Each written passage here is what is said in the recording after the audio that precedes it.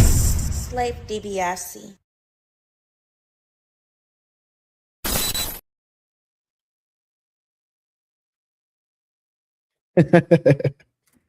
Salute, salute, salute. Oh, let me fix you back here. You trying to hate on me right quick. There we go. Salute, salute, salute to everybody in the chat that just pulled up. It's another 420 sesh, meaning it's another live episode of the Offenders Initiative podcast. I am your illustrious host, Slave DiBiase, aka Slay Daniel Richards, aka Victor Von Slay, aka Tony Spark, aka got so many shades they thought I had a lazy eye. How we doing today, y'all? How we doing today? Any and everybody that might be here, thank y'all for pulling up. Don't forget to like, comment, and subscribe. Share alike with the live, man, because without that, I won't know that y'all like what I'm doing around here. You know what I'm saying? But it's another good 420. How y'all feeling today? Happy Monday to everybody. You feel me? Don't forget to tell me in the comments what you're smoking on, what you're smoking out of. I'm always looking for new flavors and new blunt wraps, new cigars, new papers to try. Please do not be shy. Tell me what you got going on because I'm trying to get where you're trying to get to. You feel me? But y'all see the caption right here, bro. J. Cole finally breaks silence on why he apologized to Kendrick Lamar. We got the Daredevil Born Again season 1 recap. We're gonna do a little quick recap because Daredevil Born Again season 2 drops tomorrow. Got to give y'all a recap on that, man, so y'all can know what's what with all of that. And yeah, we got the girl Latto. She's pregnant. Hey, guess what? I'm not impressed, not at all. Yeah. We're gonna get into it. And they saying Beyonce mama down there serving folks witches brew in the stars under there's gumbo. How dare you disrespect? I'm Cajun. I'm from Louisiana. How dare you disrespect gumbo? But yeah, I don't know, man. Where shall we start? Kind of feel like we should start with the with Miss Mulatto and her pregnancy. Congratulations and all of that. Y'all ready for that? Don't forget once again to like, comment, and subscribe, man. And let's get into it. Roll the fuck up. We smoking. Roll the fuck up. Check this out, y'all. This is by way of Sweet Niecy. Give her a like, comment, and subscribe as well. And let's check it out. Oh no, for Latto to talk all that big mama shit in her lyrics on how she keep a nigga on a leash and a nigga under her fingernail and Secret, what's going on? Her time and attention just for her to pop up pregnant by a nigga that's legally married and got 3 other kids is insane and it's very hypocritical. Y'all know me, I like to point out hypocrite. And my thing is this is just another statistic, another cycle of a pretty bitch who got a lot of money, who did the right things in her life, getting persuaded and motivated to do some dumb shit by a hood nigga. What was the point of all that preparation of getting into this position of being a millionaire, business owner, fashion designer, influencer, all these different titles that people can give you just for you to be now known as another rapper's baby mama? Like, it doesn't matter. Your career, niggas is only going to know you as the nigga's baby mama now. You're not even the first. Like, that's the shit that pisses me off, bro. And I'll be looking at this shit as like one of these niggas, one of these hoes pops. Like, if I was this bitch pops, I would stop talking to her. I swear. Hey, I'm not gonna lie to you. I'm with bro on this one. When I was coming up, man, like being a girl being anybody's side thing, she wasn't trying to do all that. You know what I'm saying? And if you were somebody's side junk, you know, you had the decency and the respect for yourself and that man's family to keep it on the low. This is a totally different generation that I do not know nothing about. Women are happy being somebody else's side hooker. Supposedly, this girl is pregnant by 21 Savage, who happens to be a married man with 3 kids. Let's continue. God, because what was all that preparation for you to go out here and get pregnant by a hood nigga that already got 3 other kids? Bitch, ain't no dick that good that you going against everything we done worked hard for to put you in position for you to just throw it all away to become a single mom. You stupid bitch. Salute to the chat. Before you carry is not an outdated concept, and if a lot of y'all chose to listen, you would stop yourselves from looking like a fool. Now, Latto announced that she was pregnant, and of course, her dumbass fans are in the comment section congratulating her. Now, allegedly, she's pregnant by 21 Savage, the same 21 Savage that's married with 2 children. Jessica Adams, salutes. Jessica Adams 4902. What's wrong? What's wrong? A woman getting pregnant by a married man is nothing to congratulate. Mm. And this is why I can't fool with a lot of these celebrities because they can do the dumbest shit and their fans will go cheering them on like they actually done something big. Lotto is a pretty girl who has money. In 2026, why the fuck would you think that you needed to get pregnant by a married man? There is not a shortage of men out here. And actually, she would get a good she has a good selection of men that she can pick from because she already has her own money. No, no. Why would she go and get a good selection of men that she can pick from when she can get some roach face already married bastard to father her fucking child, her first kid at that? She used this as an album rollout. I don't care what anybody has to say right now. This is filthy work. You're using your bastard motherfucking pregnancy as a rollout. This is crazy to me, man. What happened to the decency? What happened to shame? Can we bring back shame? This is shameful. But these are the decisions they decide to make. And then the younger generation, they go flocking behind them because they think she did something big, and now they want to go get pregnant by married men. Y'all crazy and do better. As a celebrity with a fucking following, this is the shit that you do.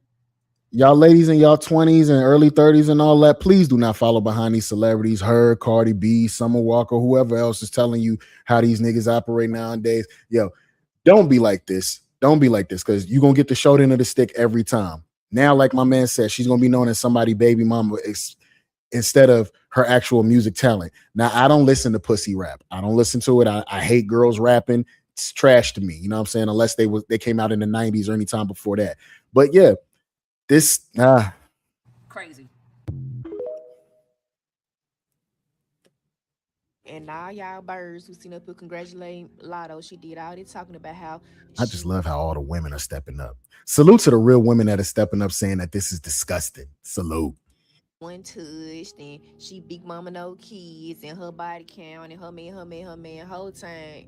You a baby mama, not even the first baby mama, to a married man who's a rapper.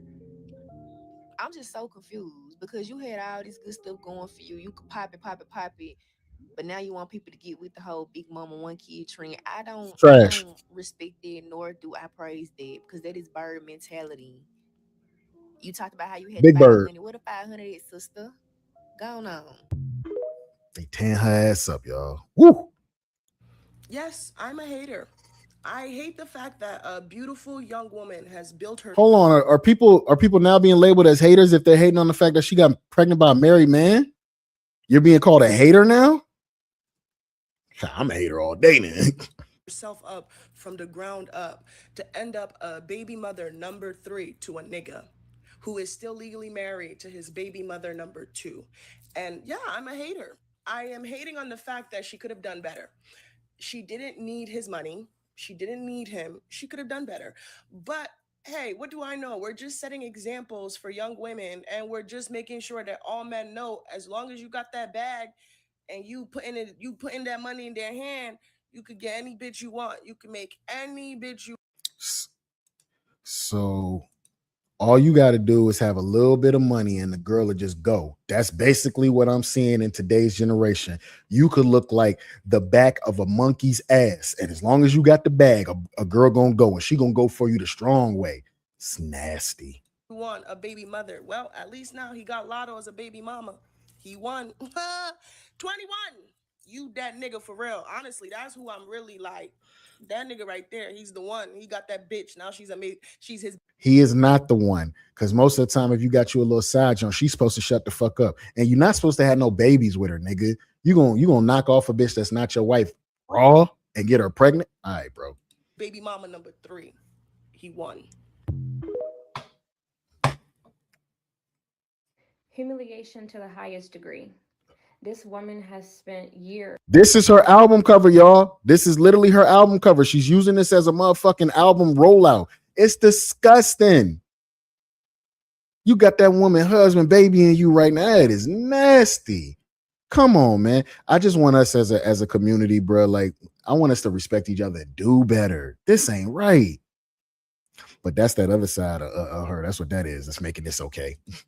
with some of the cockiest raps, only to make this type of move that goes against everything that she told us about relationships and dating and how, oh, that must be your only nigga and I'll never trap you and none of these niggas are worth my womb. Humiliation. The industry is run by trickster spirits. So Trickster they spirits. do this thing where they can smell how desperate you are. And so they tell you what they tell everyone else. We need an offering.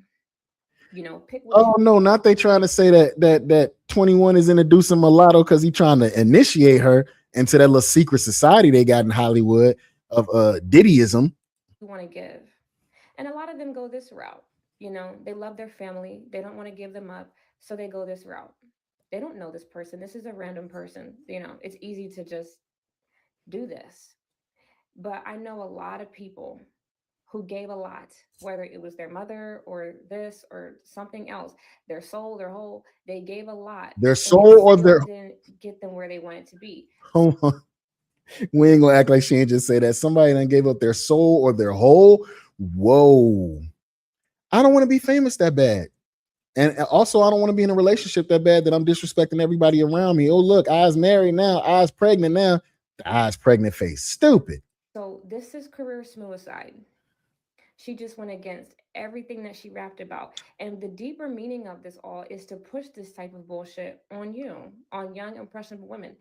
It's to push that it's okay to be a married man's whore, to be nothing more than a sneaky link, to Mm. be sucking peen under the bleachers and hiding and, Sucking peen under the bleachers. This is how you got people talking about you, sweetheart. After all that work you put in with them albums, after you being on JD shit, the rap game, now you known as 21 Savage baby mama. I don't feel sorry for her. no commitment and baby mama, blah, blah, blah. That's why she's doing this. If Latto had never signed to a major label, she wouldn't be doing this. But this is what comes along with that level up. I continue to tell you that her and 21 Savage are not a real relationship. He is here to initiate her.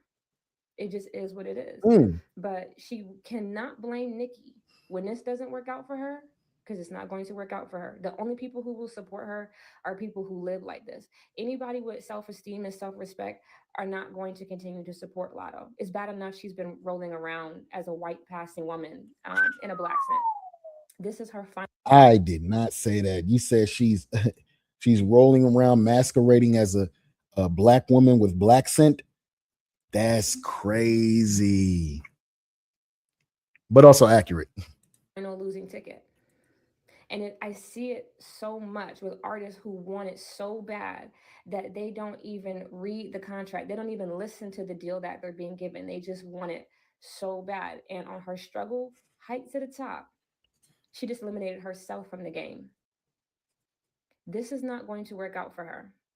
Goodbye, Latto. This is your final losing ticket. What if her album comes out and it's trash? Is it really over for Lotto after this? What with this whole entire bird brain rollout she got? Is it really over for her after this? Y'all tell me in the comments. Big mama, one kid, did all that talk to be a statistic? Here's my thing. You was untouchable. You wasn't ran through. You bragged about all of this stuff just to end up being the baby mama to a rapper who may or may not still be married and got 3 kids already. That's an L. It's just like I told y'all before. Just love how all of these beautiful melanated creatures are stepping up to address this filth. I love it, man. I love it. Bring back shame, bring back respectable women. I remember when, if you would imagine, you would look at a girl and you would just imagine what she possibly looked like naked if you was into her, right? Now you don't have to imagine. You go right on one of her pages and she busting it open. This is a whole different crazy generation to me, man. Like the things that people praise were never praised when I was coming up. This is horror in motion to the infinity power. A woman's pretty privilege, most of the time, she never uses it to her full advantage the way a man who is at the top 1% of men use their privilege. A top 1% man is always going to go for the best of the best women that he possibly can get, but not 1% women, not women who are like a Latto where she's racially ambiguous and she appeals to all different types of men and she could have possibly had whatever she wanted and she still chose to be the baby mama of a man who already got 3 kids. She called her racially ambiguous. That is hilarious. These young girls don't have any type of female musicians and rappers to look at as like inspiration because they all getting baby mama. Every single one of them. Nope, and they don't listen to other or to the older women that might be around them, the OG that might be around them. If y'all can remember Felicia Rashad, old school, you know what I'm saying? Claire Huxtable was on the Breakfast Club, and she said, "Don't no man want no woman showing all her titties, her back, and her ass, and all that. Motherfuckers want somebody respectable." And y'all out there, this generation out there, toe her up like Claire Huxtable said something wrong. We didn't grow up like that. All of the girls that we grew up with, whether it be singers, rappers, either they didn't get married, didn't have kids, or they ended up getting married and having children. Whether it worked out or not, they still at least tried. And that's the image that we got to see, is at least women trying. But I tell you one thing, when y'all professional baby mamas started coming into them comment sections and calling Latto's pregnancy, I knew y'all wasn't lying. Y'all don't never be wrong about these pregnancies. Y'all have been pregnant enough times to know the signs of when y'all see them. Y'all are never wrong. Whenever you get into a comment section and you see a bunch of baby mamas ganged up together saying that a girl is pregnant, that girl is pregnant. It's only a matter of time for she announce it, but them professional baby mamas had already clocked it. Sheesh, professional baby mamas. That's what you want to be known as? That's why I don't listen to people when they be rapping, like what they be talking about in their raps, because what happened to the 500 that Latto said she had? Okay. I hate to be the bearer of bad news, but the reason that you guys are okay with what's going on with Latto being pregnant by an actively currently married man with 3 kids, the reason that you guys are okay with that, but you guys are not okay with Clarissa and Papoose, who were literally active in separation when he was with Clarissa and in the middle of divorcing. Oh, no. We're not finna do that. We're not finna do that, sweetie. I'm not sure what's your name. Sky Montclair. We're not finna do that, Miss Sky. Clarissa ain't no fucking better. You went and got with a whole married man and you flexing the relationship as if he's like really yours, if it's cemented, as if this man is not on anybody else's papers. It's all horror emotion. It's all horror emotion. Until that person is divorced, they're married. I don't care what type of situation they telling you they got. I wouldn't advise getting with a motherfucker who tell I'm going through a divorce and you know what I'm saying, we can still date. I'm separated from my husband. I'm separated from my wife. Don't fall for that shit, man. Because my thing is, it don't take that long to get no motherfucking divorce when you really want to do it. There's ways it can be done. Please believe. When he was with Clarissa, it's because of colorism. You guys force the hate on Clarissa Shields because she's a dark-skinned woman, and you guys like to masculinize her, and that is why she's the villain in your story. But when it comes to Latto, it is okay because she's palatable. When it comes to Scotty, it's okay because she's palatable. Y'all see, it's a common theme here, right? None of this is okay, Sky. I'm letting you know that. None of this is okay. We all sitting back here saying all of y'all some whores.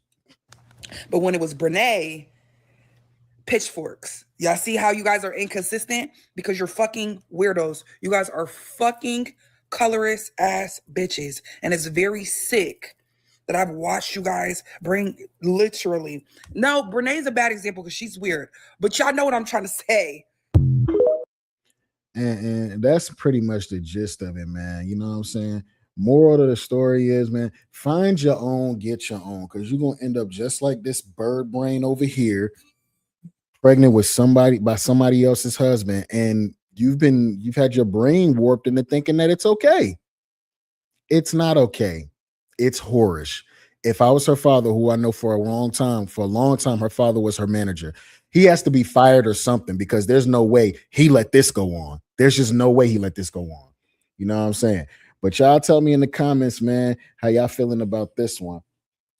If y'all had Latto status or whatever, and y'all was on the same type of road or the route that she was on, y'all had the same type of status that she was on, would you be getting pregnant by a married man, a questionably married man? Would you be getting pregnant by anybody? You know what I'm saying? Y'all just let me know. Don't put in all this hard work just to get tore down because you can't keep your little fish hole closed. That's all I'm gonna say to y'all ladies, man. But moving right along, man.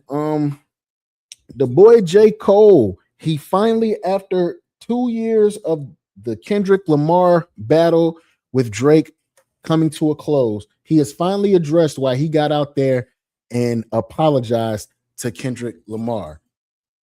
He finally addressed why he became vagina cookies, because that's my word for him. He's vagina cookies. He finally addressed why he apologized to Kendrick Lamar. I don't like no apologies. This is rap. It's a battle. Get in the ring. You can't call yourself one of them and you scared to get in the ring. You making disses and then erasing them and all that. I'm gonna tell you what it was. J. Cole probably got some allegedly, you know what I'm saying? He could possibly have some skeletons in his closet that he did not want to come out. And somebody gave that man a call and said, hey, this battle with old boy is finna go somewhere left that you're not even ready for. I suggest you mind your business. And he thought about it.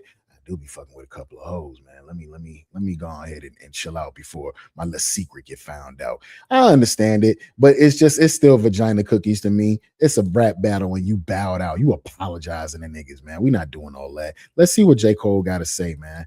Hold on. He addresses it. Here we go. This is by way of HSJ Shop. Give them a like, comment, and subscribe. Let's check out what Mr. Vagina Cookies had to say here. Before you made the apology, the 5 minutes, the 5 hours before, was it something that you had really thought of and planned? Or did you get on the stage and felt like, I need to do this? No, it hit me an hour before. Okay. But before that, I was stressing the fuck out but in the moment that the idea came to me, like via God, it's like, oh man, I lifted and I got light and I got excited. I got so excited because, you know, to tell you the 2 or 3 days before that, it was like, oh my, nah, this is terrible because I felt like I misrepresented myself. You know what I mean? It's like all of a sudden I'm giving life to division and to negative storylines or negative perceptions on somebody that I fuck with and got love for. You know what I mean? Somebody that I like care about. And it's like, oh shit. In my mind, of course, I mean, I could take you back to, we know why that happened in the first place, Right. but just to answer your question, that shit had me feeling terrible because I'm like, oh my God, like this shit is nasty. This shit don't feel right. And of course, leading up to it, when I was doing it, it made sense. Actually, I can't really say it made sense, but in a moment where I wasn't clear, like we were just talking about, I chose to do something that didn't align. It's like putting on the fucking outfit, the Versace sweater or whatever. In a moment where I wasn't clear, I chose to be vagina cookies. That's what you chose to be. It was a battle and you bowed out because you didn't want to get cooked, whether lyrically or you didn't want all this personal shit coming up. Because, you know, if you watch battle rap, that's a part of battle rap. Bars, performance, personals. You didn't want to get hit with all them personals. You seen what happened when Drake and Kendrick really went at it and it was just them two after he bowed out. It got really personal. You didn't want nothing happening to your family. And if that's the case, I commend you for bowing out. You saved your little secret. You ain't want your wife, you ain't want Kendrick to put out to your wife what you be doing out here at these shows and all that. I get what's going on. I see you, J. Cole. You still vagina cookies, but I see you. Go this way for reasons that I could tell you about. But all you need to know right now is like, yo, I felt miserable about it. Like literally, like my whole demeanor, my whole shit, my wife could tell.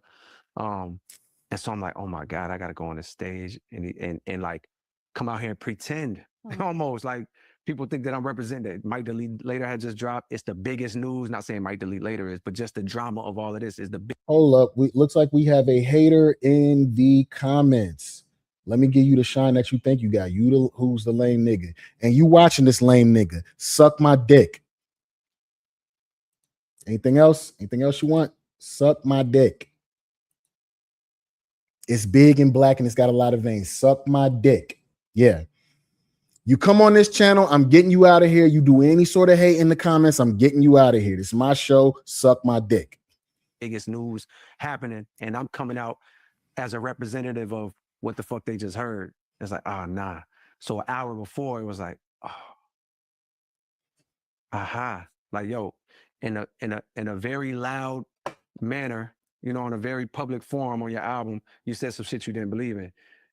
Now you got the opportunity to go on a bigger forum, you know what I mean? A bigger stage is being live. I can't get behind this because as soon as them shots came your way, you did drop a song. And then you deleted it afterwards. You didn't want to be in the battle. Vagina cookies. Live stream and say something that you believe in. And in that moment, I'm like, oh, thank you, God. Like, told my wife, she the only one I told. I ain't telling nobody else. I was like, yo, this one I'm about to go do. She start crying because she know how I feel about him. She started crying. She started crying because she has what she thought was a strong man, one of the lyrical tyrants of this generation, and he's bowing out of a rap battle. That's why she crying, because you a sucker. That's why she crying. Your wife wanted you to battle, nigga.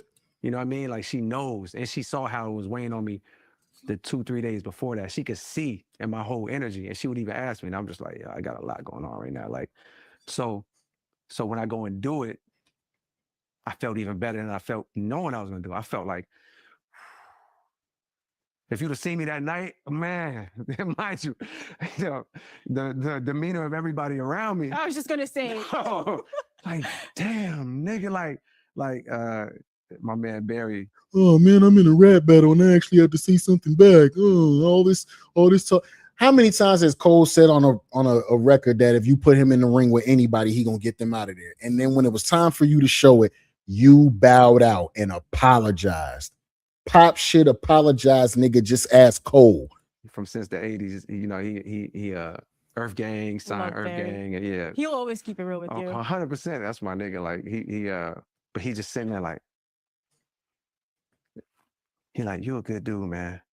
But he's almost disgusted about it. He's disgusted because he wanted you to battle. Like he's almost hurt about it. And if you would have saw me, I'm just like, bro, like I feel amazing because now the world knows how I really actually feel. Now the world knows I'm vagina cookies. Bruh. That's all I say. That's all I hear in this. They gonna know. No. This was a battle and you bowed out of it, J. Cole. It's nasty work, man.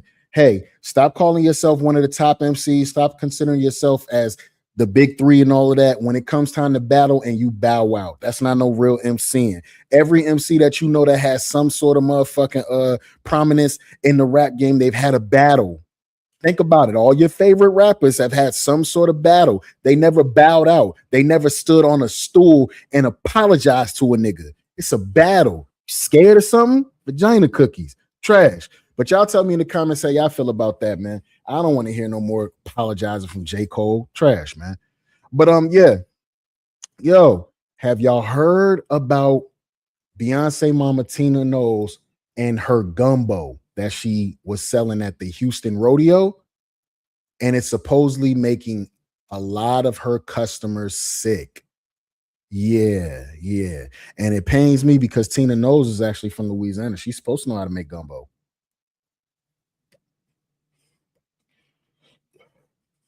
Women from Louisiana come out the womb knowing how to make gumbo. You understand what I'm saying? So I'm trying to figure out what's going on here, but we're going to check it out. Let's see what's going on here. This is by way of B with the T. Give her a like, comment, and subscribe. Mama Tina's gumbo shut down by the health department. Here's what we know. Houston Health Department has shut Mama Tina's gumbo down at the rodeo. Now, y'all know Mama Tina has been all the rave online because of the mixed reviews that she had gotten from her gumbo. Now, it had been a few people coming out saying that the gumbo had made them very sick. It was some people saying that the gumbo was nasty. The gumbo looks like that don't even look right. She made that gumbo with Flint, Michigan water. That don't look like no gumbo. I can just tell right now. It's supposed to be darker. Swamp water. It was people accusing Miss Tina of being a witch and casting a spell or putting her hoodoo, voodoo, or whatever they said that she practiced all up in that gumbo. Now, how do we get to the health department shutting her booth down? Well, a woman went viral online because she actually reported her booth after she got extremely sick from eating her gumbo. Now, Dom, what's going on? Everybody that's here in the chat, man, please go and visit that man's page. He does all sorts of Zod content. Real good dude. He says, you've been keeping up with Beauty in Black. If you check out my last live from Friday, I gave a little review of the last little portion of Beauty in Black. I'm definitely keeping up with that show. Can't wait till season 3 comes out. She said that she was throwing up blood and everything. Now, I'm going to play the clip. The woman is showing a text message from someone from the Houston Health Department verifying that they shut it down. Now, before I play this clip, I want to go ahead and verify. Y'all, I am very nosy. And being that I live in Houston, I went ahead and called them, and I can verify that this woman is not lying. I spoke to a manager. He verified that they came out there twice, the last time being on March 17th, and they did shut her booth down. So the text message is not fake. I'm going to tell y'all right now, stop eating shit and subscribing to certain things just because a celebrity is behind it. Mama Knowles is over here using her daughter and her son-in-law's name to sell pussy on this. Now let me stop. She out here selling gumbo at the Houston rodeo in a little shack. Like she don't have money to get like an actual restaurant. What's going on in their family? I've been hearing little twos and fews that Beyonce and Jay-Z are having some financial problems. Could Mama Knowles be here selling gumbo to help with the family problems? Because sheesh, they've been having like financial family problems from what I'm hearing. It's nasty. Bet. Gotta rewatch. I didn't catch that part, but hope all is well. Of course, all is well, my boy. Roll up, smoke up. Let's do it. Verified that Justin did in fact text her to give this woman an update and let her know that they did in fact shut down Mama Tina's gumbo booth. But y'all take a look at what she said. So you guys, I hate to be the bearer of bad news, but that gumbo is what made me sick. Hold on, we're gonna let her finish. Told you all I called. Good morning, Erica. This is Justin with the Houston Health Department. I was calling you to give you an update on the complaint filed against Mama Tina's Gumbo at the rodeo. In short, the temporary establishment was closed due to inaccuracy between their permit application and their actual food preparation. Call the health department. It says, good morning, Erica. This is Justin with the Houston Health Department. I was calling to give you an update on the complaint filed against Mama Tina's Gumbo at the rodeo. In short, the temporary establishment was closed due to inaccuracy between their permit application and the actual food preparation they were conducting. We also discarded all gumbo on site due for the same reason, as well as the food being... Hold on, it's so bad that the rest that they had, they made them throw it away? Stored inside unapproved containers. And we cannot verify proper cooling methods for pre-cooked batches of gumbo. At this time, they are not allowed to operate until a new application is submitted. A health officer can verify proper food preparation on site, and the permit is approved and fees paid. Okay. I'm also hearing that it was 80 degrees outside at the Houston rodeo. Who the fuck is eating gumbo outside at 80 degrees? Y'all know y'all stomach finna be bubbling, let alone they saying she didn't put these things in the proper cooling containers and all of that sorts. I don't know what Mickey Mouse operation Tina Knowles put together here, but it got folks sick. So I'm about to call their office, and this is the complaint ID that I filed. And y'all, I don't even know if they're going to reapply for a permit, because I don't even know if Mama Tina is going to want to come back next year. Do not apply for another permit. You are making people sick. You're putting people in the hospital. You got a customer said that they was coughing up blood.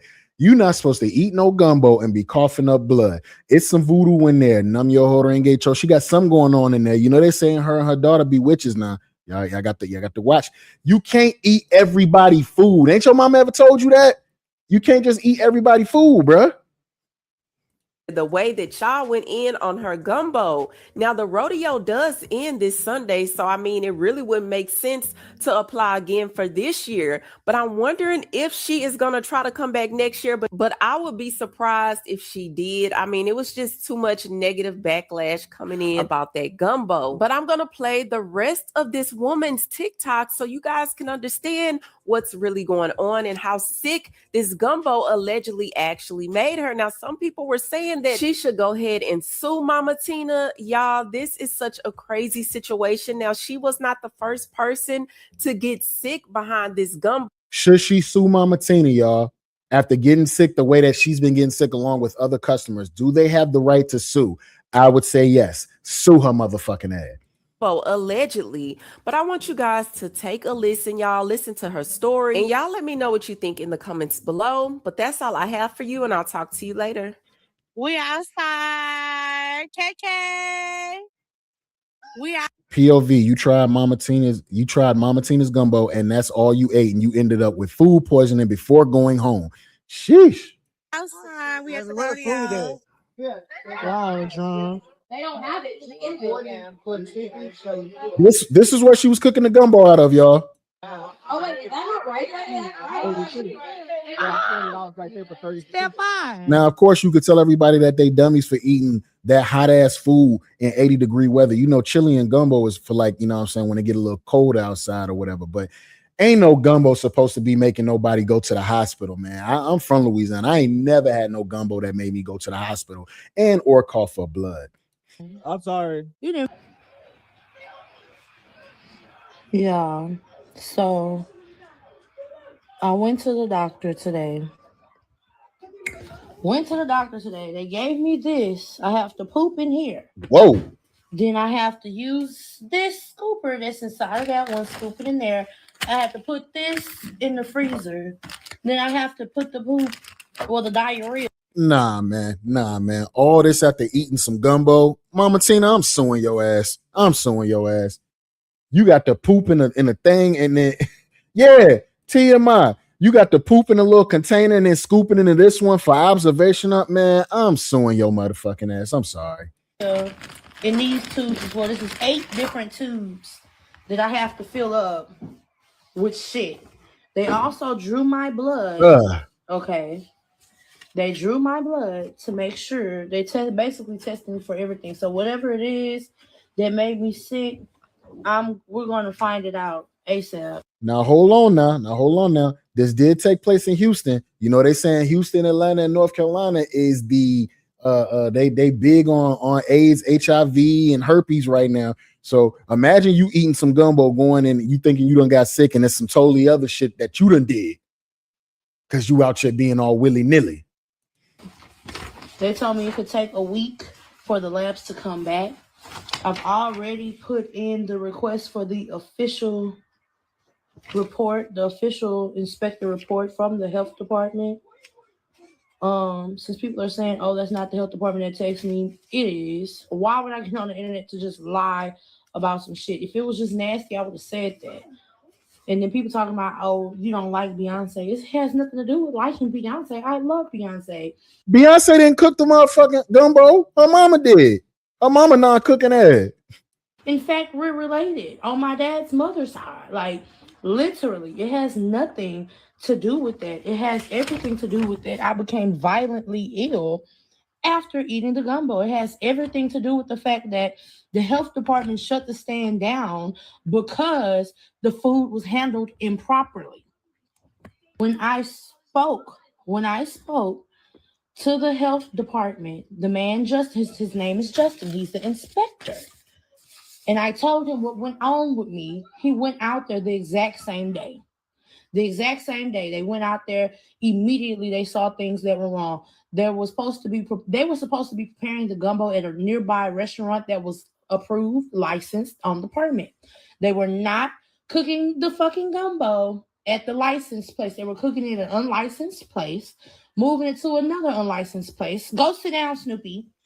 Then moving it to the rodeo. Get on the couch and sit down. Gumbo might be one of those things that also don't travel well because it has seafood in it and things of that nature. Yeah, improper cooling, the fact that it's 80 degrees outside. That gumbo might have spoiled. You know what I'm saying? And you feeding spoiled gumbo to people, hell yeah, their stomach finna be tore up. And if you knew that, why would you eat there? Because it's Beyonce, mama. That's why they want to eat there. Stop eating everybody cooking. Stop following behind these motherfucking celebrities, bruh. You're going to end up in the hospital shitting in the bedpan. Then moving it to the rodeo. They found foods that were supposed to be frozen that were not frozen. Meaning, if something is supposed to be frozen, it's not frozen. Food poisoning.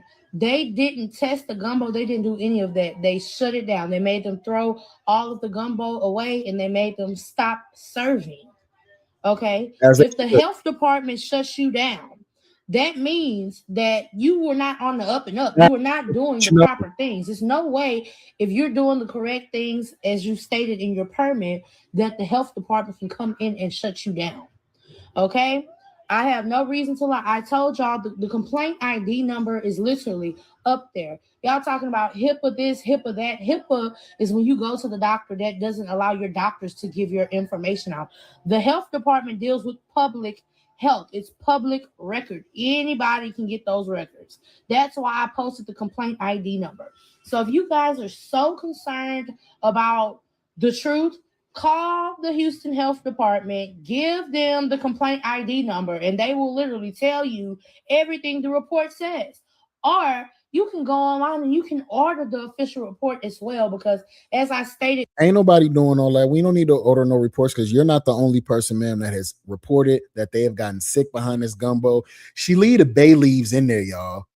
She leave the bay leaves in there. That's how I know she don't know how to cook. Take them bay leaves out, man. Who the fuck want to crunch on a goddamn leaf off the damn tree when they eating their gumbo? I've never.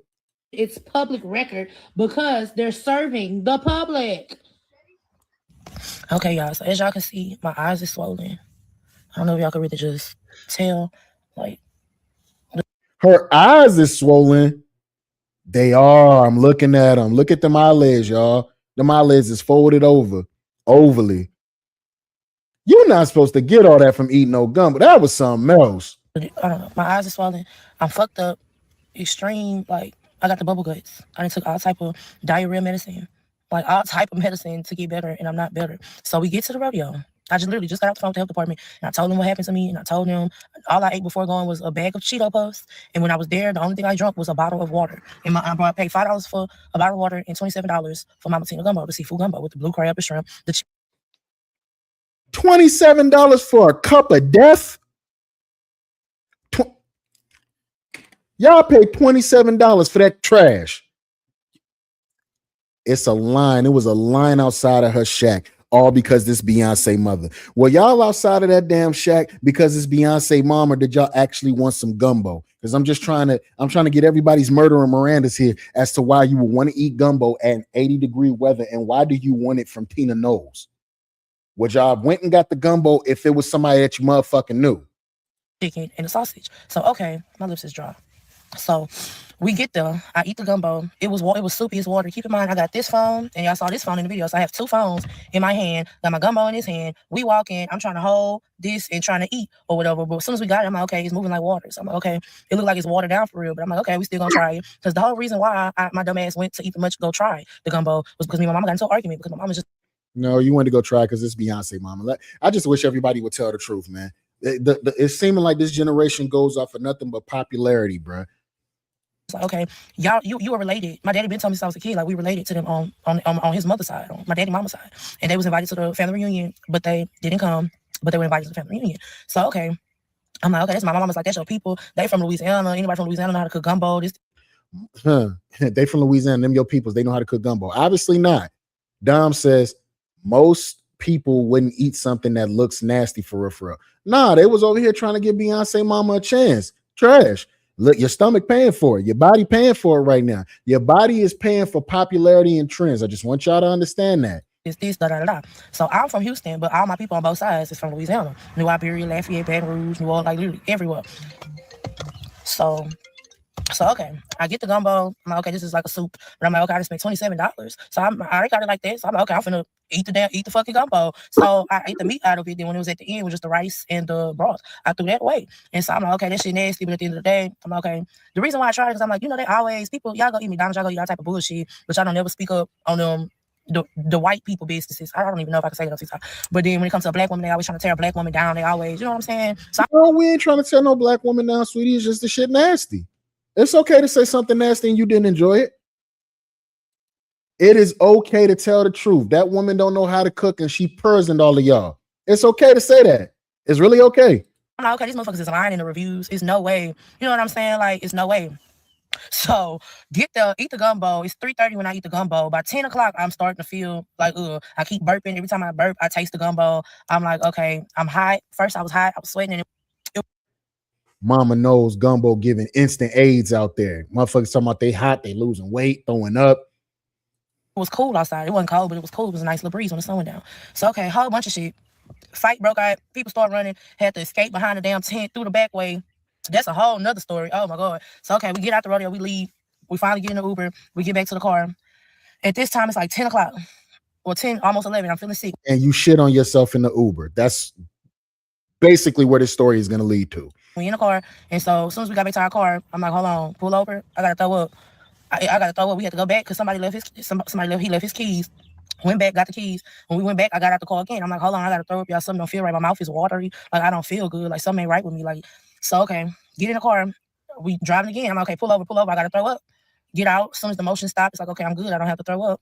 Get back in the car. They like, okay, we just gonna get you some bags just in case you gotta throw up. We gonna get you some bags. So they give me the little store bags or whatever. And so I got the double bag. I'm sitting in the back seat. I'm just like, let me just lean back and just try to make it. Because I parked at my friend's house. I'm like, let me just make it to my truck, make it to my friend's house. So, because it was 4 of us that had went, the people y'all saw in the video. So I'm like, okay. You was on your way to your friend's house to blow up her bathroom. I can see it in your face. Sister got a thick ass neck. I know she was in there about to blow up them folk bathroom. Okay, I need to hold my shit together at least because I did not want to throw up. We had a nice little car, sports car. I don't want to throw up in here. So we almost, I stay in Cypress, we almost to my house, I say by 2 miles, 2.5 miles from my house. And next thing you know, it just started coming up. And I'm not thinking, I should have told him to record me while I was throwing up, but I couldn't even much talk. Like, I don't know, y'all. Like, it was like an out of body experience. Like, I thought I was going to die. Like, I swear to God, on everything I love. It was like an outer body experience. Imagine describing somebody's food and you getting sick and saying it's an outer body experience. That's right, Jamie. Stop eating everybody fucking food. Like I said, y'all mama ain't never told y'all that. Y'all don't go to eating everybody motherfucking cooking, man. It's certain things that you need to be present or actually know that person and watch them cook. Because everybody ain't right. They've been eating witch soup. Hell yeah, made with Flint, Michigan water.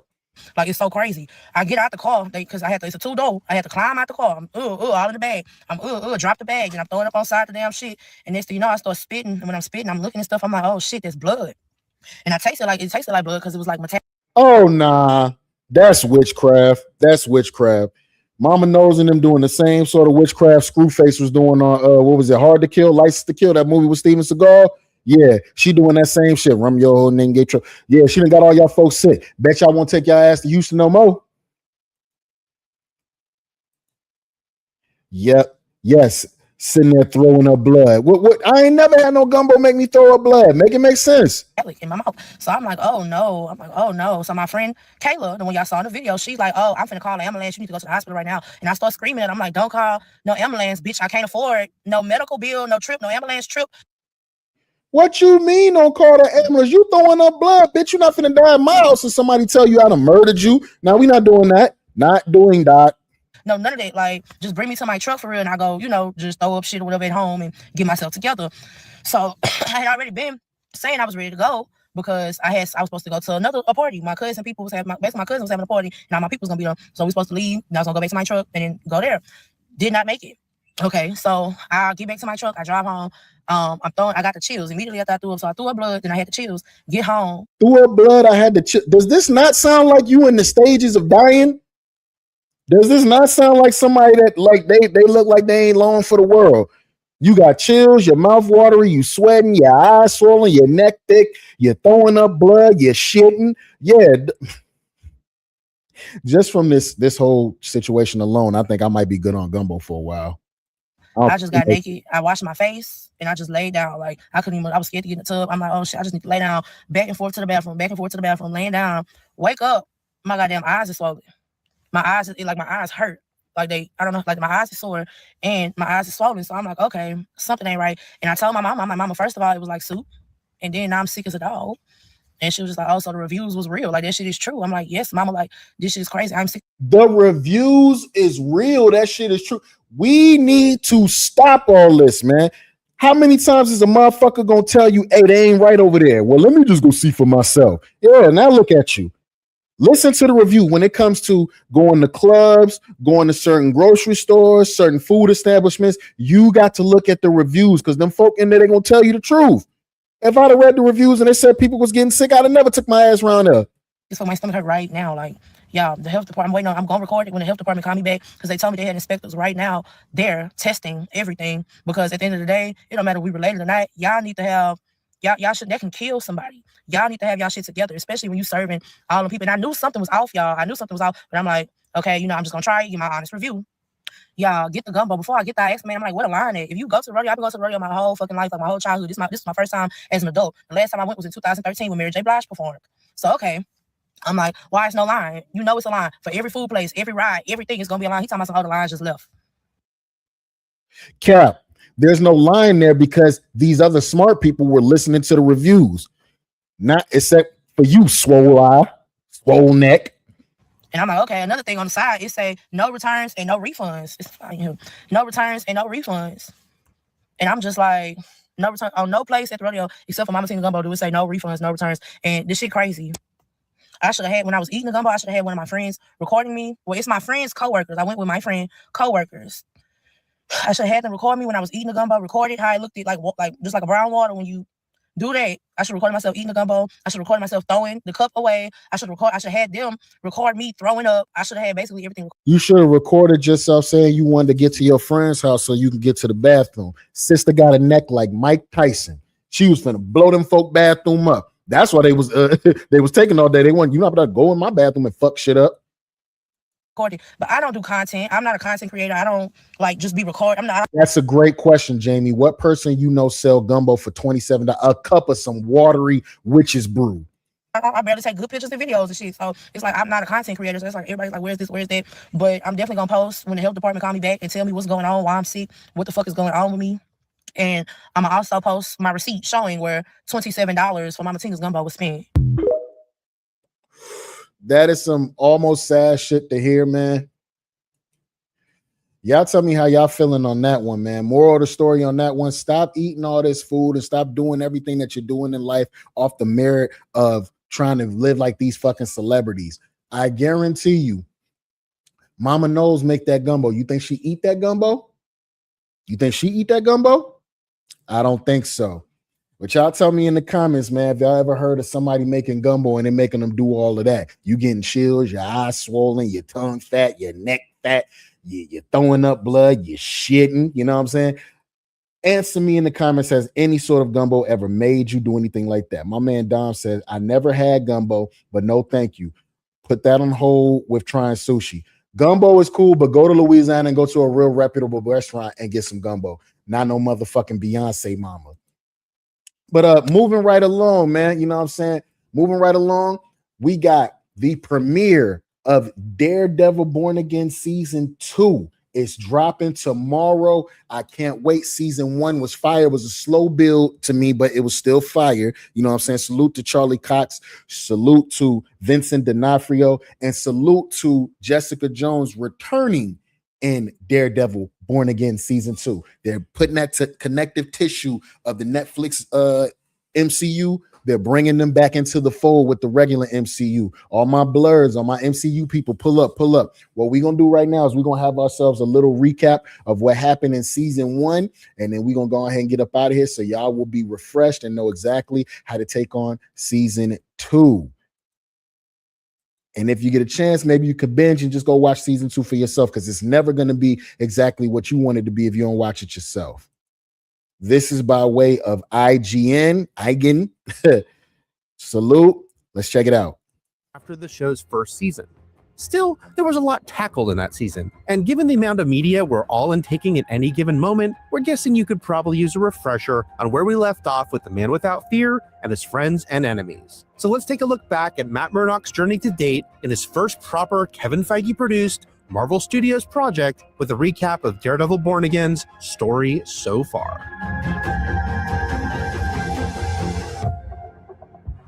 Since the Netflix Daredevil series ended in 2018, we've gotten a few appearances of Matt Murdock and his alter ego in projects like Spider-Man No Way Home,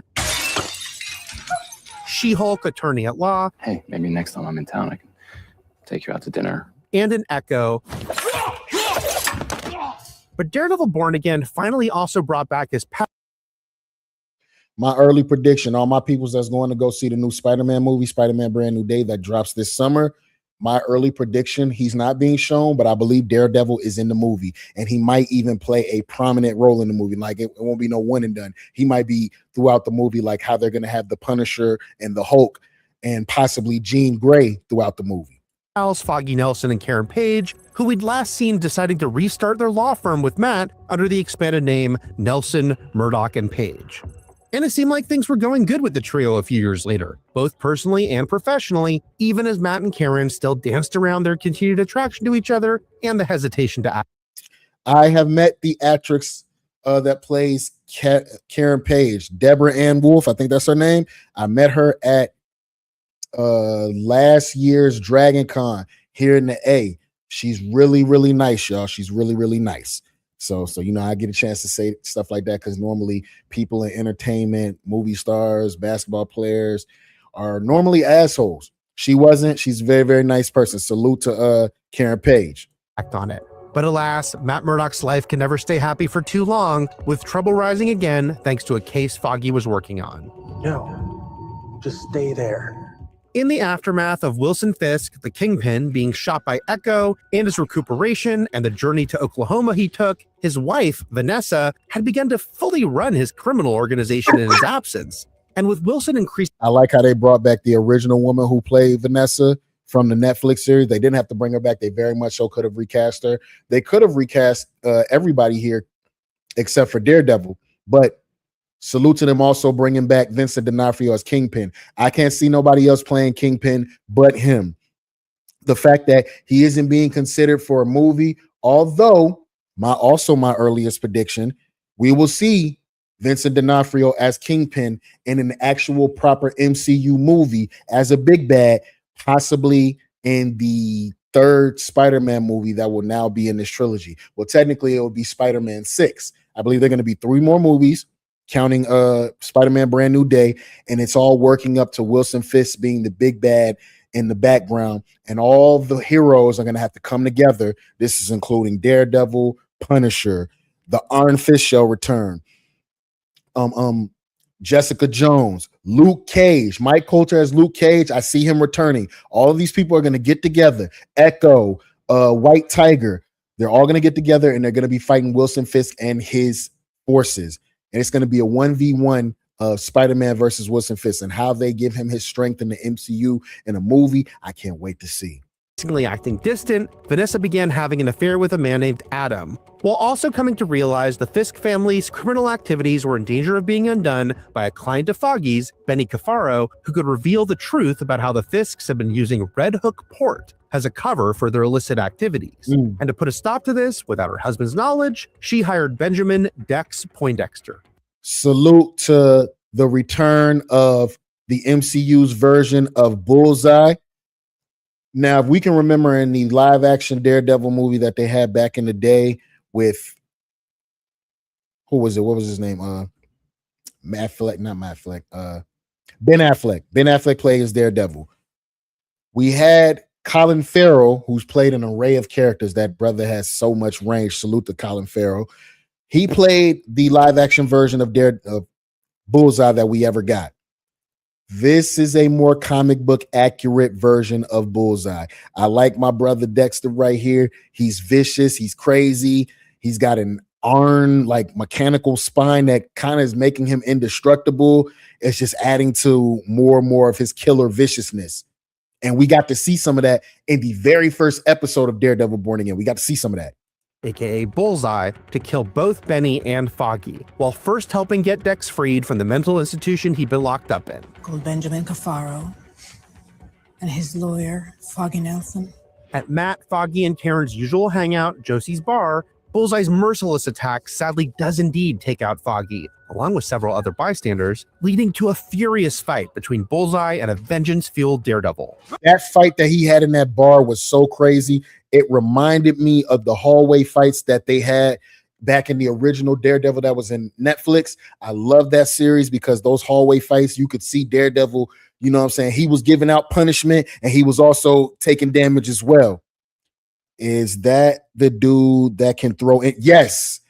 Yes, Dom, this is the dude that can throw anything. That man could throw a penny at you and kill you. Matt has always refused to kill his enemies, but his pain over his best friend's death.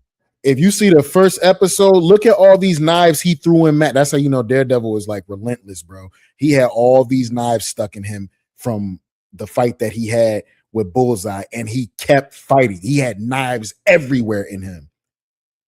And Bullseye killed Foggy, which is his best friend in the world. And he threw Bullseye off the top of a building.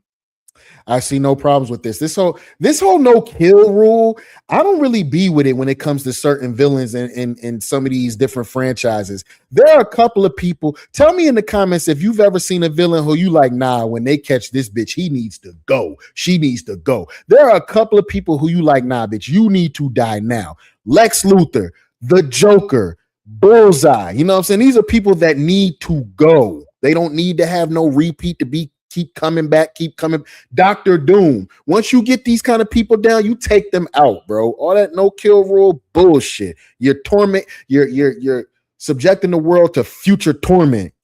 Caused him to actively attempt to cross that line with Bullseye, who he the Joker. Yes, nigga. He needs to go. I don't understand why Batman never killed that nigga. Yo, all the times you caught him, just take this nigga the fuck out. I don't think anybody would miss him. Think about every crazy thing the Joker has done in the comics. And if Batman would have went ahead and put him down, none of that would have happened. The Heath Ledger when he needed to go, I don't know. I at the same time, I love a good villain, man. He was a great Joker, brother. I don't know. Dropped from a building, although the durable Dex did survive. In his anguish, Daredevil... Hold on now. Heath Ledger Joker was killing judges and police commissioners and shit like that. Hell yeah, he needed to go. Took off his helmet, leading to his identity being discovered by retired NYPD detective Cherry, who knew Matt and did keep his secret. Matt.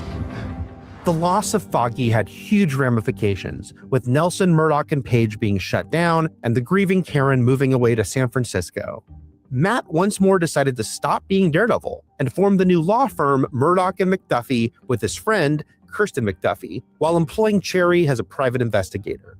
During this time, Wilson Fisk had worked hard to fully rehabilitate his... He brought Cherry back as a private investigator to keep that motherfucker close to him because he's the only one who knew you were Daredevil. Keep your friends close, keep your enemies closer. And formed the new law firm Murdoch and McDuffie with his friend, Kirsten McDuffie, while employing Cherry as a private investigator. During this time, Wilson Fisk had worked hard to fully rehabilitate his image after deciding to run for mayor of New York, telling Vanessa he felt they would need to step away from actively being involved in the criminal empire they'd been running in order to protect his reputation.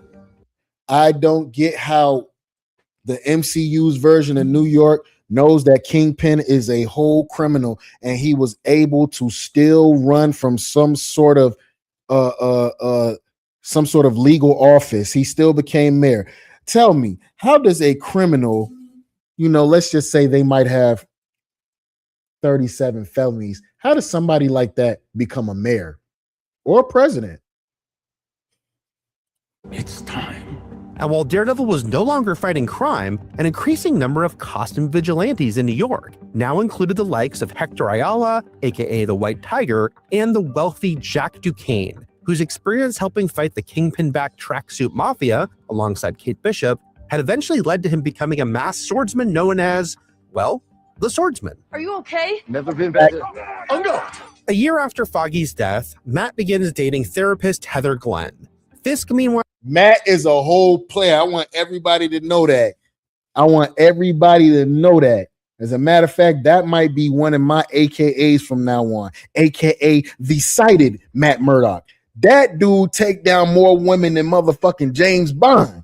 Has assembled a new inner circle that includes the young and ambitious Daniel Blake, the ruthless Buck Cashman, who's on hand if Fisk needs to delve into his old ways a bit more directly, and longtime political advisor Sheila Rivera, who finds herself increasingly challenged by Fisk's highly unorthodox ways.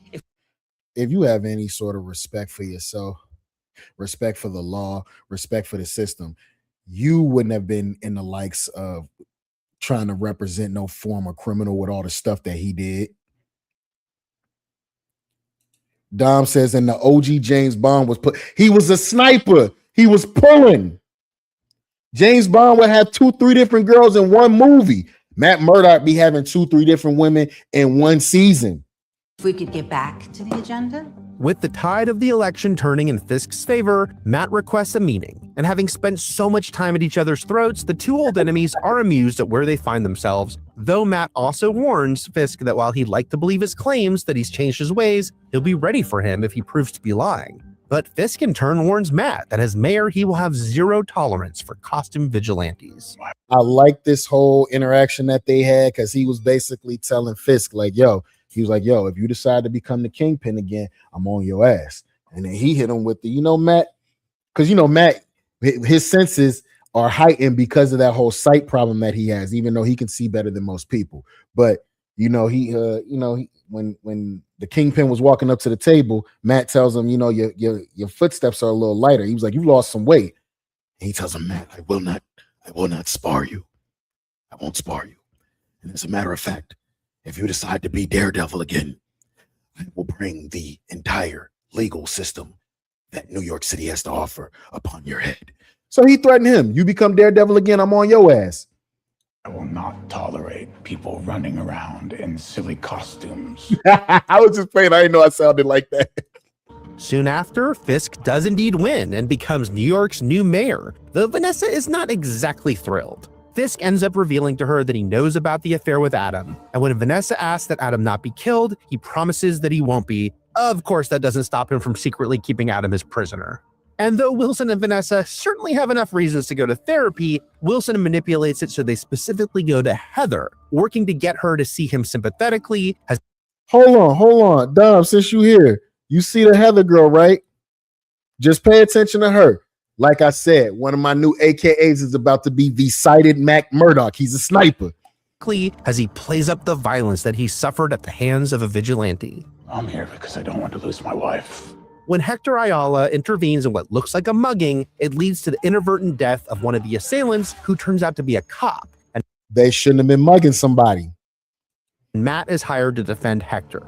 Learning the truth about Hector's alter ego from Cherry, Matt takes the big risk of revealing Hector is the White Tiger during the trial, successfully using Hector's history of heroism throughout the city to get him acquitted. Okay, Hector Ayala, aka the White Tiger. I wasn't able to stop it in time, but he wears a necklace that like gives him ancient superpowers of like the agility of a cat and strength and all that. And I want to say that that necklace is passed down from person to person in his family. He became a vigilante because Daredevil stepped down. Spider-Man's a street level vigilante, you could say. And as a matter of fact, Spider-Man's running around right now being a vigilante by himself, but he's kind of on a bigger level. The people who handle like gangsters, muggings, and things of that nature, it's people like Daredevil.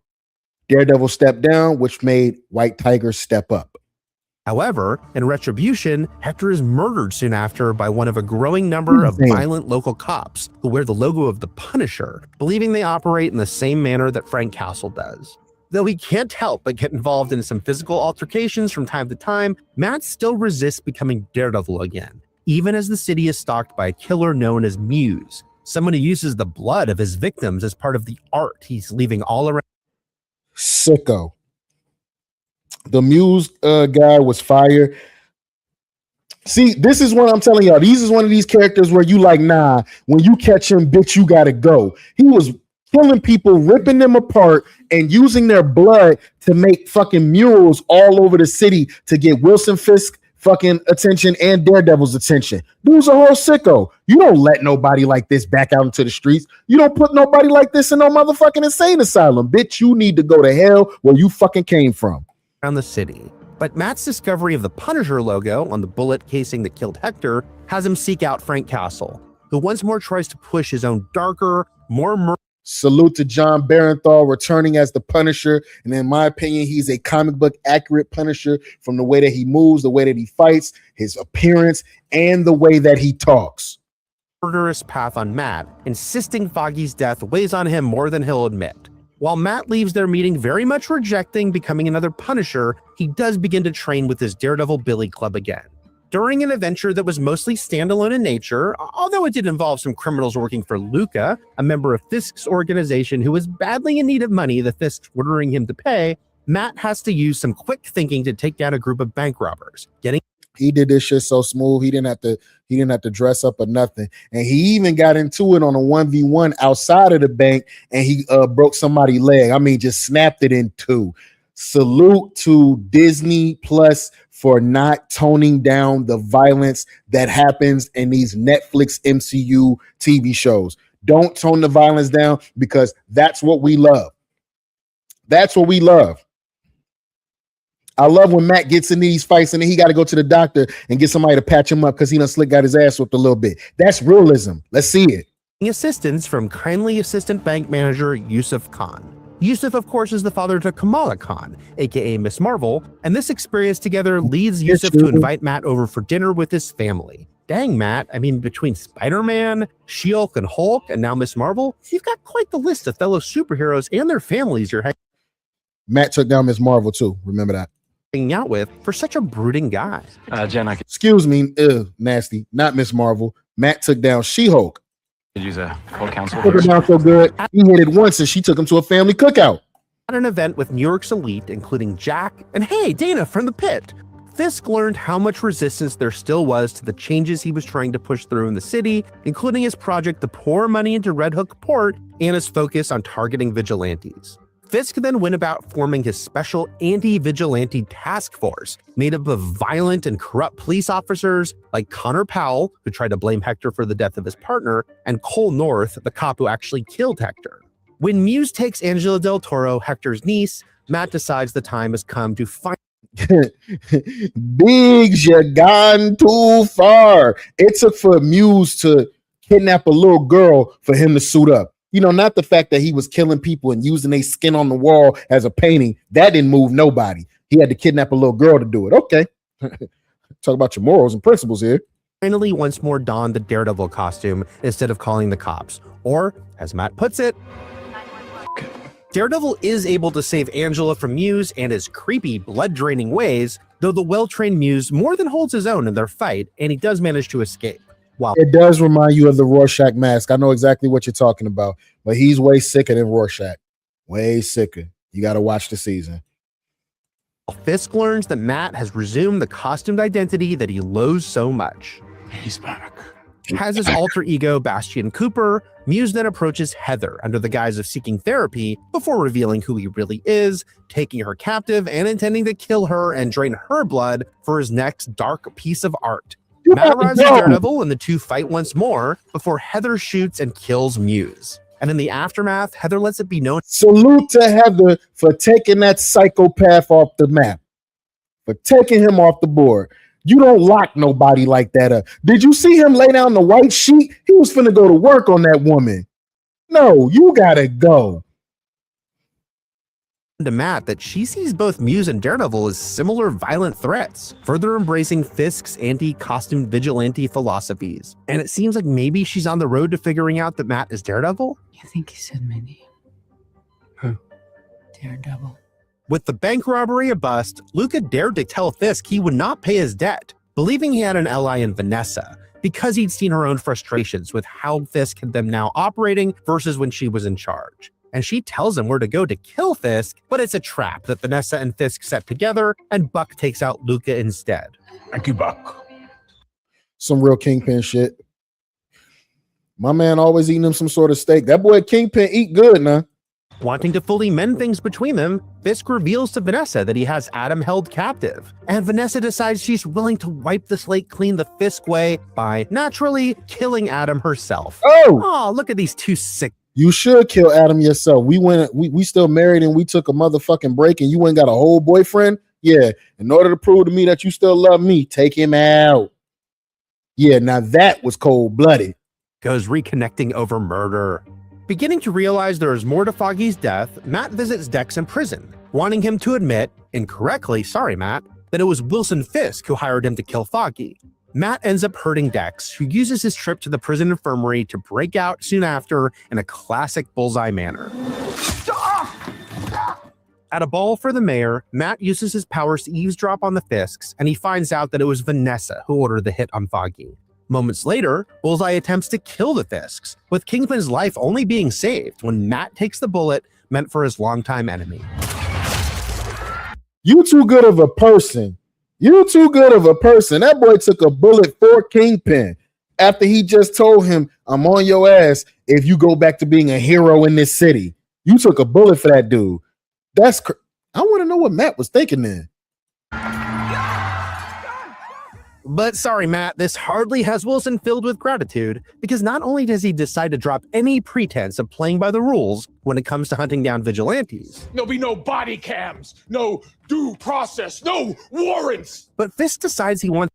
Fisk basically told that little unit of cops that are hunting vigilantes in New York, he basically told them, you don't have to go by protocol.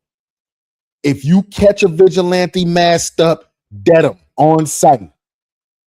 That is crazy to give that kind of power to people like that. Dom said, bro, you wouldn't believe this when I say, but I feel like we reviewed this Daredevil before. Nah, we didn't review this one before. What we did was we probably reviewed the first 3 seasons that were on Netflix originally. I probably did that at some point. I'm not sure. But yeah, this is definitely my first time talking about what happened in season 1. Or it could be a review. I might have talked about the whole thing, but I'm giving everybody a refresher so they can wake up and go see it tomorrow when it drops. Shit, is actually giving me a refresher. I smoke so goddamn much, I forget the little intricacies that happen in between here that lead things into how they go into the second season. I might end up having to go back. So it's helping me out too. It's Matt killed in his hospital bed to make it look like the heroic lawyer died thanks to a costume maniac, both to remove any more Daredevil problems and also because it'll further Fisk's agenda, all while Fisk causes a citywide blackout to justify sealing off the city and increase the public's panic and thereby their reliance on him to be the one to help. As Fisk hopes, the blackout causes looting and rioting, with his police force brazenly killing and framing suspects, labeling them as more masked vigilantes. Jesus, Bert, he's just a kid. No. It's a masked vigilante. Oh, dirty police. You shot that little boy and then put a mask on him. Matt, in the meantime, escapes back to his home, where none other than the Punisher is there to help him, even while members of the anti-vigilante task force, led by Cole, arrive to kill Matt. Of course, now these guys are about to take on both Daredevil and the Punisher together and learn the folly of their ways. Even though Daredevil... See, outside of Blade, Punisher might be my second favorite overall character in the Marvel universe. So it's Blade, Magneto, and Punisher. Because again, the Punisher don't play with nobody. He's not trying to lock you up. You do too much, you gonna go on home and meet the Father. We gonna send you where the fuck you need to be. Realizes that it's Cole who killed Hector, he still resists Frank's urging to outright murder Cole. But moments later is the end for both Cole and for Matt's apartment, as Daredevil and the Punisher barely escape when a grenade is thrown inside. Matt and Frank are then brought to safety by the surprise return of Karen Page, who was the one who called Frank to ask him to help Matt after she heard Bullseye had escaped. Get in. Shotgun.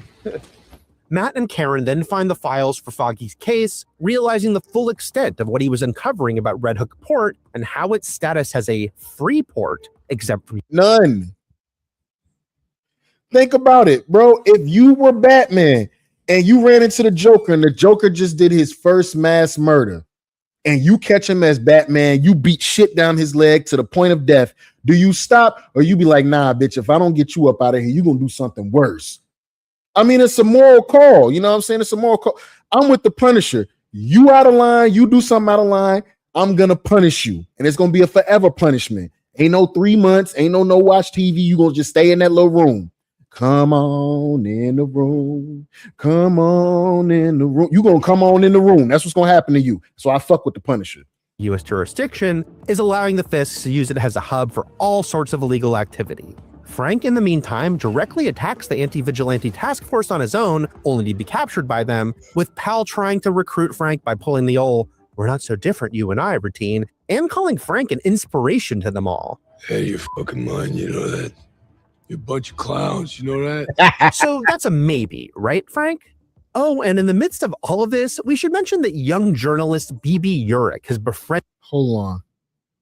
If we're being honest, This nigga Joker tried poisoning the whole Gotham. He got to go and add an extra 12 feet. Think about what the Joker did if you've ever seen the animated version of it or read it or whatever. The Dark Knight Returns, when Batman got old and he had to come back because the Joker got out. Think about what he did when he was on that talk show. He murdered everybody in the audience just to get Batman to come see him. You gotta go. You ain't been out of the asylum 5 minutes. You murdered a whole studio audience. You gotta go. Sorry. Go on, meet the father. Come on in the room. Did Daniel Blake, using him for access to Fisk and to get continued information on Fisk's activities. Though she feigns ignorance, she very correctly believes that Fisk is the one who killed her uncle, reporter Ben Urich, and she's been playing the long game to help take Fisk down. See, she's not wrong about that. In the original Netflix series, Fisk did kill her uncle. He choked that man to death, beat him down, bust his head open and all that. Pure strength, hand to hand, man to man. Fisk got him up out of there. Ben Urich was played by Vondi Curtis, if y'all know who that is or whatever. Yeah, Fisk choked him until his eyes popped out of his head, bro. Here's the thing about knowing information on these kind of dangerous people. Sometimes what you know will get you dead. He makes contact with Police Commissioner Gallo, who's staunchly anti-Fisk, and he's willing to give BB information about the members of the anti-vigilante task force in order to use it against the mayor, but that never comes to be. Because Gallo also makes the mistake of turning to Sheila for support, only for her to decide to fully embrace the dark side and go all in on the awfulness she has seen swirling around her boss, telling Fisk about Gallo's plans to go to the governor for help. And Fisk swiftly puts a stop to Gallo giving up any valuable info on him by literally tearing. Bruh, he took your man's head and put, you know how like you crush a soda can? He crushed my man's head like a soda can, like crumpled it up, turned it a couple of ways like a Rubik's Cube, and then just dumped him. Ugh. This might be the most violent kill I've ever seen in the MCU. Gallo's face apart in what may be the gnarliest, nastiest moment in any MCU project to date. That's a fact. Any questions? No. When Daredevil and Karen No, ain't no questions. You said you want what done? You got to be dog. to find the anti-vigilante task force, Matt has to listen to reason when Karen notes he's both vastly outnumbered and he's currently nursing a very recent gunshot wound, and he'd be destined to lose this fight if he rushed in alone. We're going to take this city back, Karen. We need an army. The next morning, Fisk recruits Heather as his new commissioner of mental health. And by the way, Matt took down Heather too. He's a sniper. Though we never saw her and Matt officially break up, it sure wasn't looking good. And then Fisk announces his so-called Safer Streets initiative, declaring all vigilante activity is illegal while putting New York City under martial law. Meaning that everything that Spider-Man does is against the law. So when we see him in this movie, along with the Punisher and early prediction, Daredevil's also in the movie, everything that they're going to be doing to save people, technically these guys are criminals in the eyes of New York law. Never forget, I love New York. At Josie's, Matt and Karen begin to gather a resistance to Fisk, which includes Cherry, a few other anti-Fisk cops, and oh hell yeah, is that Jessica Jones sitting at the bar? Oh wait, no, it's another cop, Angie Kim, who's a pal of Cherry's, and that's cool, but wouldn't Matt want his superpowered buddies to help too? Well, okay, my early prediction for season 2, because we know for a fact Jessica Jones is returning. We know for a fact she's returning. She is back. My early prediction is we could see the Iron Fist or Luke Cage by the end of this season. Cool, but wouldn't Matt want his superpower? Salute to Kristen Ritter for returning as Jessica Jones. We are definitely going to see her in season 2. Powered buddies to help too? Well, good thing Jessica is on her way in season 2. In the meantime, we left off with things looking bleak for most of the main characters, with even Bullseye sharing in this glumness. But things are going great for Wilson and Vanessa Fisk, who toast to their marriage, to controlling the city, and of course to evil, as we also see they've taken several power players prisoner, including Jack. They got the swordsman. I forgot they had him captive at the end of the season.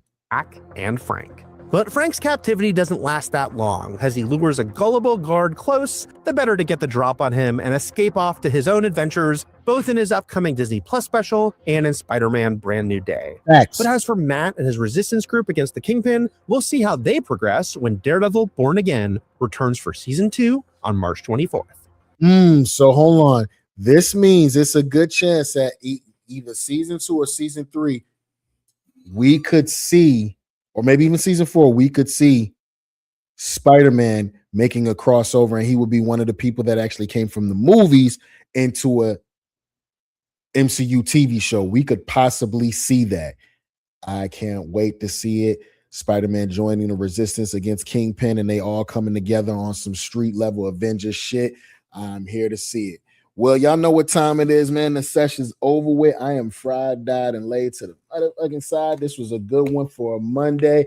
Salute to everybody that pulled up in the chat, man, with a good, bad, or indifferent. You know what I'm saying? Salute, salute, salute. Don't forget to like, comment, and subscribe. This is the Offenders Initiative podcast. Thank y'all for the sesh. We out.